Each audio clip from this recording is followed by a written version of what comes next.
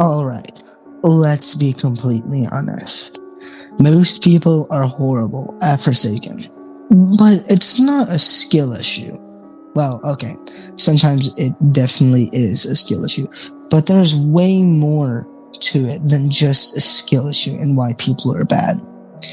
First off, game sense. A lot of players genuinely have no idea what's going on around them during a round. They'll tunnel vision generators, they'll ignore sound cues, they don't pay attention to the killer or where the killer is at all, and then they get surprised and get caught instantly off guard. I mean, like, some people will literally stand near the killer while they're chasing someone else, thinking they're safe, just to get absolutely obliterated the second the killer decides to change to them. Or they'll run directly into dead zones with no escape plan and wonder why they die in 5 seconds. Listen, good players are always thinking ahead. Bad players, though, they really only react after it's already too late. Panic. The second pressure starts building, people stop thinking completely. Instead of making smart moves, they panic. And they'll start like spam juking and just running in random directions over and over, just praying it'll somehow work. And spoiler alert here, it usually doesn't end well for them. Like, a calm player can survive way longer than a mechanically good player who panics.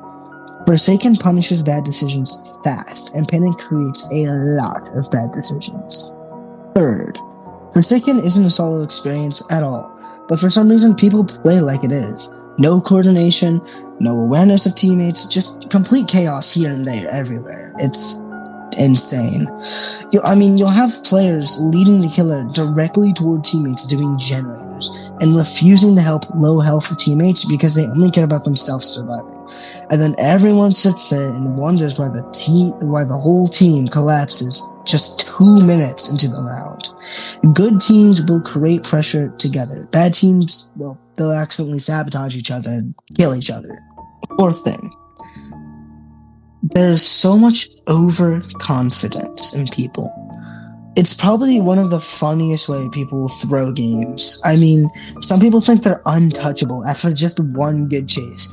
And then, they end up making the dumbest plays trying to style on the killer.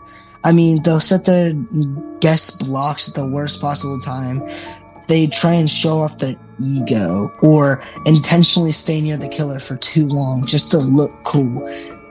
And, then they get hit by, like, a charging ability, like walk speed over either a void rush or like a gashing wound. It's just insanity, and they'll regret everything. Confidence is really good, but overconfidence, you'll get folded immediately and get sent back to the lobby real fast. Probably the biggest reason why people stay bad is because they don't learn from their mistakes, ever. They'll sit there and lose the exact same way over and over again, round after round, and they will never adapt. It's the same bad pathing, the same bad positioning, same panic reactions, same terrible timing. It's all this stuff, and it's just same. If you keep getting killed and you never change it, and you know what to change, you're not going to improve, you're just going to sit there and repeat. The best players aren't perfect, but they sit there and they learn faster by fixing their biggest mistakes, unlike everyone else who ends up becoming really bad. Another problem is that people think movement alone will save them. Yes, movement matters so much in Forsaken, but Forsaken isn't just about spinning in circles around the killer or doing fancy jukes you saw online. If your positioning is terrible, no amount of movement is going to save you. A smart player with average movement usually survives longer than a flashy player with absolutely no awareness. A lot of people also love to copy high-level players, and they have no understanding of why these high-level players do it. They'll just imitate routes, they'll imitate techs or risky plays they saw in clips, or they watched them do in the previous round. but they just don't understand the exact timing or decision making behind it. So instead of looking skilled and being skilled, you just get yourself killed like 20 times fast. Probably would have survived the whole round. Okay, this one happens a lot, and I think this is another funny thing people do, but it's also kind of like a bit serious to why people stay bad. And that's that a lot of people will blame everything except themselves. Like, it's always like, oh no, my killer was broken, or I have bad teammates, or the lag, or the unfair mechanics. And yeah, sure, those things always matter. But if every single loss is somehow never your fault, you're most likely not improving anytime soon. You're going to stay on the lower end of the player range. The players who improve the fastest are the ones willing to admit when they messed up, and they'll fix what they admitted to messing up. So yeah, most players aren't bad because they can't be good or they're not good.